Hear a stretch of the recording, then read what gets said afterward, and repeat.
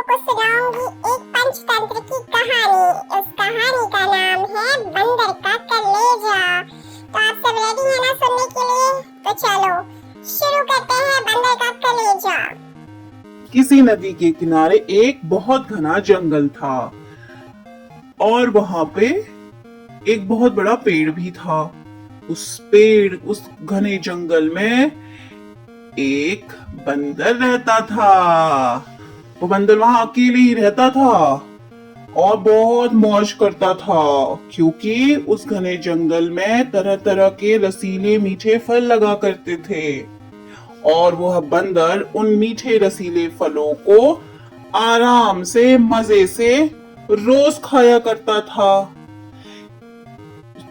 और उस बंदर को सबसे अच्छे तो ऑरेंज लगा करती थी। वो ऑरेंज को मजे से खाता और बड़ा खुश हो जाता, ये बल्ले बल्ले ही करता रहता वो ऑरेंज खा के।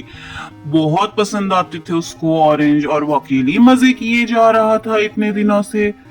तो एक बार की बात है, एक दिन एक मगर कहीं से निकलकर उस जंगल में आया, उस पेड़ के तले के नीचे आ गया जिस पर बंदर रहता था। पेड़ पर से बंदर ने पूछा कि ए भाई, तू है कौन? जरा बता हमको, तू कहां से आया है? तू है कौन और यहाँ क्या कर रहा है?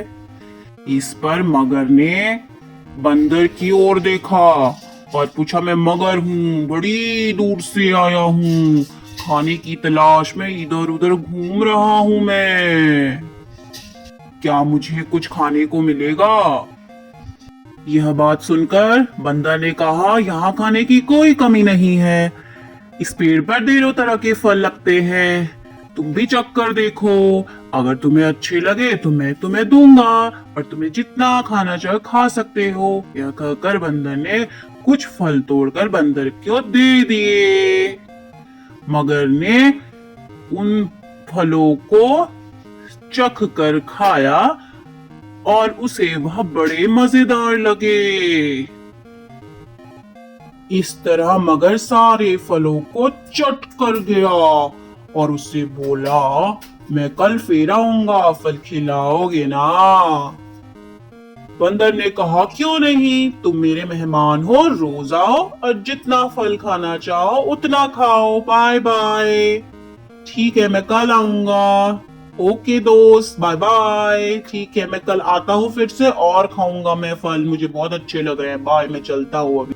और इस प्रकार मगर अगले दिन आने का वादा करके चला गया। दूसरे दिन मगर फिर आया, उसने भरपेट फल खाए और बंदर के साथ गपशप करता रहा। बंदर वहां अकेला रहता था। एक दोस्त पाकर बंदर भी बड़ा खुश हुआ। इस तरह अब तो मगर वहां रोज आने लगा। मगर और बंदर दोनों भरपेट फल खाते और बड़ी देर तक बातचीत करते रहते थे। इस तरह दोनों की दोस्ती बहुत गहरी होती चली गई। दोनों अच्छे दोस्त बन गए, बहुत अच्छे दोस्त। एक दिन यूं ही वे अपने अपने घरों की बातें करने लगे। बातों बातों में बंदर ने कहा, मगर भाई, मैं इस दुनिया में अकेला हूँ और तुम्हारे जैसा मित्र पाकर मैं अपने आप को भाग्यशाली समझता हूँ। मगर ने कहा, मैं तो अकेला बिल्कुल नहीं हूँ, घर में मेरी पत्नी मेरे साथ रहती है, नदी के पास ही हमारा एक घर है। बंदर ने कहा, तुमने मुझे पहले क्यों नहीं बताया कि तुम्हारी पत्नी भी है, मैं भाभी के लिए फल भेजता। मगर ने कहा कि वह बड़े शौक से अपने पत्नी के लिए रसीले फल लेके जाएगा। इस तरह जब मगर जाने लगा तो बंदर ने उसकी पत्नी के लिए उसे पके हुए फल तोड़कर दे दिए, ताकि मगर उसे बंदर की ओर से भेंट की रूप में ले जा सके, एक गिफ्ट की तरह।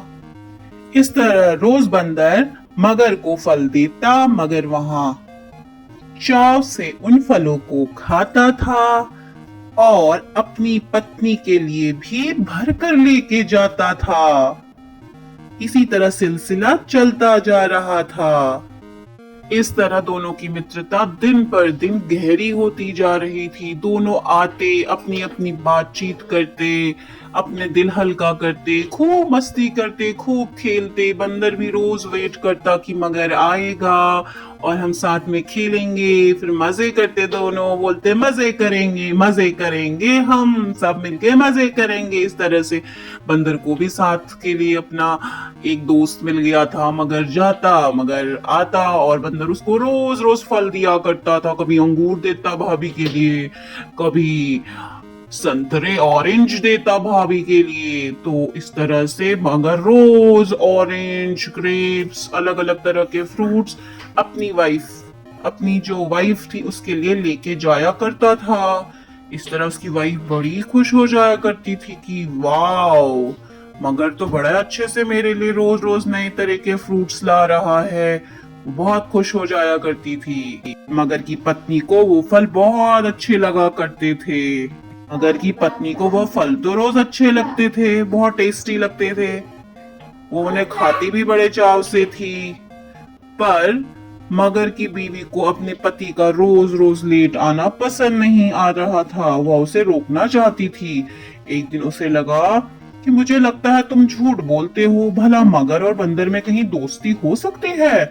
मगर तो बंदर को खा जाते हैं। मगर ने कहा कि मैं सच बोल रहा हूँ, वह बंदर बहुत ही अच्छा है। हम दोनों एक दूसरे को बहुत चाहते हैं। बेचारा रोज तुम्हारे लिए इतने सारे बढ़िया बढ़िया फल बेचता है। बंदर मेरा दोस्त ना होता तो मैं यह फल कहाँ से लाता? मैं तो खुद पेड़ पर नहीं चढ़ सकता हूँ ना। मगर की पत्नी बड़ी चालाक थी। उसने सोचा अगर बंदर रोज इतने मीठे फल खाता है तो उसका मांस कितना मीठा होगा। यदि वह मुझे मिल जाए तो कितना मजा आएगा। यह सोचकर उसने मगर से कहा, एक दिन तो अपने दोस्त को घर क्यों नहीं लेके आते हो? उसने कहा, मैं उससे मिलना चाहती हूँ। मगर ने कहा, नहीं नहीं, यह नहीं हो सकता। वह तो जमीन पर रहने वाला जानवर है, वह तो पानी में डूब जाएगा। मगर पत्नी ने कहा, तुम उसको एक बार बुलाओ तो सही, उसे इनवाइट तो करो। बंदर चालाक होते हैं, एक को कोई ना कोई उपाय निकाल कर यहाँ आ ही जाएगा। मगर बंदर को न्योता नहीं देना चाहता था, परंतु उसकी पत्नी रोज उससे पूछती कि बंदर कब आएगा कब आएगा। मगर कोई ना कोई बहाना बना देता। जो जो दिन गुजर रहे थे, बंदर के मांस के लिए मगर की जो बीवी की इच्छा थी वो बहुत तीव्र होती जा रही थी। मगर की पत्नी को एक तरकीब सोची। उसने एक दिन बीमारी का बहाना बना लिया। ऐसे आंसू बहाने लगी मानो उसे बहुत दर्द हो रहा है। मगर अपनी पत्नी की बीमारी से बहुत दुखी था। वह उसके पास बैठकर बोला, बताओ मैं तुम्हारे लिए क्या करूं? पत्नी बोली, मैं बहुत बीमार हूँ। जब किसी डॉक्टर ने मुझे बोला है कि जब तक मुझे बंदर का कलेजा नहीं मिलेगा मैं ठीक नहीं हो सकती हूँ। बंदर का कलेजा? मगर ने आश्चर्य से पूछा। मगर की पत्नी ने कराहते हुए कहा, हाँ, बंदर का कलेजा। अगर तुम चाहते हो कि मैं बच जाऊं तो अपने मित्र बंदर का कलेजा लाकर मुझे खिलाओ। मगर ने दुखी होकर कहा, यह भला मैं कैसे कर सकता हूँ? मेरा वही तो एक मित्र है। इस तरह दोनों की बहस चलती रही। वह बोला, उसको मैं भला कैसे मार सकता हूँ? पत्नी ने कहा, अच्छी बात है, अगर तुमको तुम्हारा दोस्त ज्यादा प्यारा है तो तुम उसी के पास जाकर रहो। तुम तो चाहते हो मैं मर ही जाऊं। इस तरह दोनों बहस करते रहे। मगर बेचारा संकट में पड़ गया कि उसे समझ ही नहीं आ रहा था वो उसे क्या करना चाहिए, वो क्या करे। बंदर का कलेजा लाता है तो उसका प्यारा दोस्त मारा जाएगा, नहीं लाया तो उसकी पत्नी मर जाती है। वह रोने लगा, बोला, मेरा एक ही तो दोस्त है, उसकी जान मैं कैसे ले सकता हूँ? पत्नी ने कहा, तो क्या हुआ? तुम मगर हो, मगर तो जीवों को मारते ही हैं। मगर जोर जोर से रोने लगा। उसकी बुद्धि काम ही नहीं कर रही थी, पर वह इतना जरूर जानता था कि उसकी पत्नी को एक पति को एक पत्नी की देखभाल करनी चाहिए। उसने तय किया कि वह अपनी पत्नी का जीवन कैसे भी बचाएगा। यही सोचकर मगर बंदर के पास गया। तो दोस्तों, आपको मेरी कहानी पसंद आ रही है ना? तो देखा आपने बंदर की पत्नी कितनी चालाक थी। अभी देखिए आगे क्या होता है। कहीं जाना मत, स्टोरी पूरी देखना। मगर जंगल में आता है और जोर से आवाज लगाता है, बंदर मेरे दोस्त, ए बंदर मेरे दोस्त। कहाँ हो तुम मेरे दोस्त? मैं आ गया हूँ।